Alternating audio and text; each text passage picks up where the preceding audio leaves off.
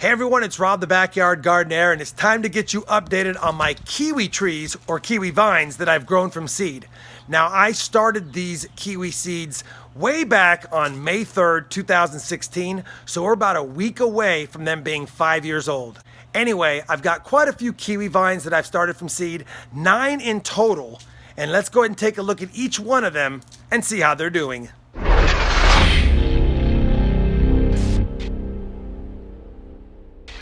So before I give you a good look at the kiwi vines, I just want to cover a couple of things. One, last year I noticed we had a lot of grouping and twisting and vining around one another, and I had to constantly trim throughout the season to keep them from wrapping around everything. So I went ahead and took 2 of the plants that were close to 3 other ones and relocated them. Now, once I had done that, unfortunately, we had that Texas freeze, and I was nervous that some of the kiwi vines that I had relocated were not going to make it. Fortunately, they did, so that was a good thing. But it has stunted a little bit of their progress on 2 of them because I have relocated them.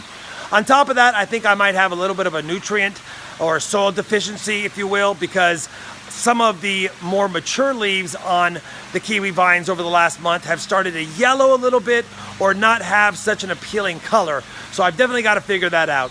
And then finally, I want to remind everyone that even though during this update I will show you a lot of the new growths and some of the mature leaves, at the end of the day, these vines are only 5 years old. So we're only in the spot of when kiwi trees or vines grown from seed can start possibly flowering. It takes 4 to 7 years and sometimes never, and we're at year 5. So fingers crossed, we can do a lot of things over the next several months that will promote or possibly promote some flowering, if not later this season, hopefully next season.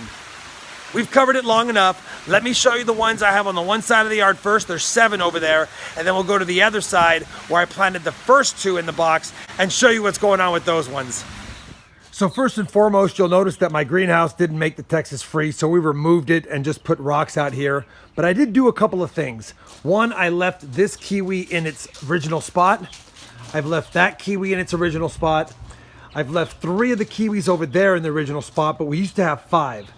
I moved one over here that was doing really bad, and honestly, I don't know if it's gonna make it, but I wanted to show it anyway because every time it starts to grow, rabbits eat all of the new shoots. The original stem, we thought it would make it, but I guess from the transplant and then the freeze, it didn't. I did relocate one large one over here. This was the large one that you see here. It's really tall, and it was against the fence here, and it was wrapping all around the fence, and there was just too many plants over there, so I figured I'd put it over here and transplanted it in late January, and it seems to have done okay. It's got some new shoots coming on right here, and a lot of the original trunk has already resprouted several new growth areas, and I'm pretty pleased with that. This is the largest one, but because we moved him, like I said, transplanted him from that area over here, he has struggled a little bit, but now is starting to come on strong. Speaking of the area over here, we have 3 kiwi vines growing. We have a couple of really thick ones, and I keep chopping these guys down. We've got one there and one here, and there's some other offshoots coming up, but this side gets really congested because kiwi vines grow literally like weeds. They just keep growing, but I'm probably going to minimize how much I prune. I do want these to kind of just grow crazy because I want to get a healthier root system, and maybe over the next 12 to 24 months we can see a flower or 2. Again, I don't think I'm going to see any flowers this year, but you just never know. I will point out that I love the velvety color of the new shoots that come out, and I keep keeping my eye on them to see if maybe there's going to be a flower bud, but it's just not in the cards. At least it appears not to be in the cards this year. Also over here we have this other large one that I keep trimming down because it keeps going crazy with my grapevines. But these grapevines, I don't know what's going on. I can't get them to do anything over here no matter what I do. I think a combination of the soil not being that great, next to the hotter brick and the fact that it gets a lot of pests on this side of the yard, I think it just makes it too difficult for me to do much. I know it looks like a tangled mess, but I don't want to keep and continue to keep pruning it down to just the stems, because it seems like I do that and then all it does is grow some leaves and some vines and nothing else happens.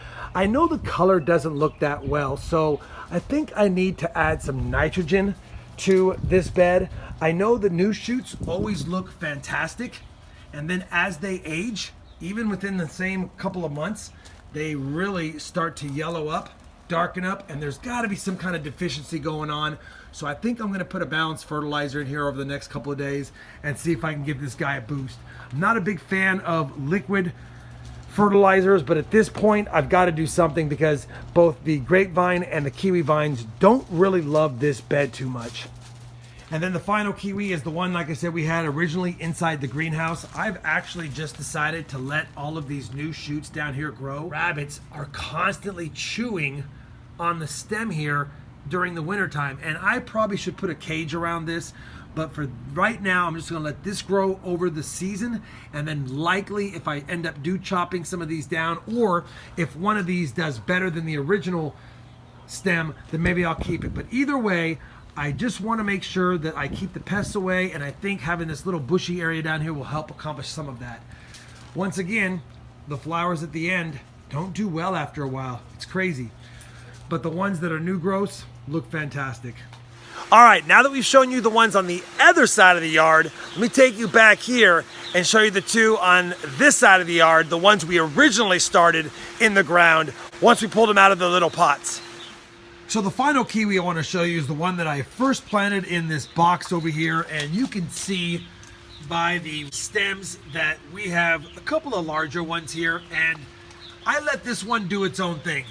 So it's really wrapped around all kinds of things, and it has really wrapped itself in this magnolia. And if you look up at those green leaves, you can see it's even way up there. So I think I'm just gonna let it do its thing and see what happens. Again, I don't know if I have any female or male plants. I don't know which ones I have. So I'm just gonna let this one kind of do its thing. I will continue to chop it away from here if it keeps moving this way, but I'm gonna let it kind of go wild over here and see if by not doing too much pruning, if it ends up getting any flowers sooner or later than the other ones. And I know that it could become a major issue and strangle, if you will, my magnolia tree, but it seems to be doing okay now, just using it as a trellis. Well, I think that's going to wrap it up for my kiwi tree or kiwi vines grown from seed update, everyone. Sorry there's not a whole bunch of fun stuff going on with this series right now, but this is the waiting game. Those 3 to 7 year time frames is just basically maintaining them, getting a healthier root system, trying to promote some kind of flowering. We'll have to see how it goes. Hopefully you still enjoyed this update, and I appreciate all of you that are subscribed for being subscribers and sticking with me as we journey through all of my Grown from Seed series. That being said, as a reminder, next weekend I will update my avocado and my citrus series. That way you guys know how those are doing. If you enjoyed this update, I'd appreciate a thumbs up.